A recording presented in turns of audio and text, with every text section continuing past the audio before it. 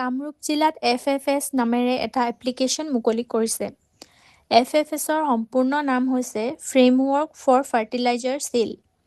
FFSে digital প্ৰযুক্তিৰ জৰিয়তে সাৰ বিতৰণ ব্যৱস্থাত স্বচ্ছতা আৰু কাৰ্যক্ষমতা নিশ্চিত কৰাৰ দিশত এক গুৰুত্বপূৰ্ণ ভূমিকা পালন কৰিব। এই পদক্ষেপে ইতিমধ্যে জিলাখনৰ ৩৫০তকৈ অধিক সাৰ খুচুৰা বিক্ৰেতা আৰু প্ৰায় ৮০,০০০ কৃষকক সামৰি লৈছে, যিয়ে সাৰ বিক্ৰী আৰু বিতৰণৰ বাবে এক স্বচ্ছ, কাৰ্যক্ষম আৰু প্ৰযুক্তি-চালিত ব্যৱস্থা গঢ়ি তুলিছে। QR কোড ব্যৱস্থা FFS প্লেটফৰ্মৰ জৰিয়তে কৃষকসকলে এতিয়া সহজে QR কোড তৈয়াৰ কৰিব পাৰে।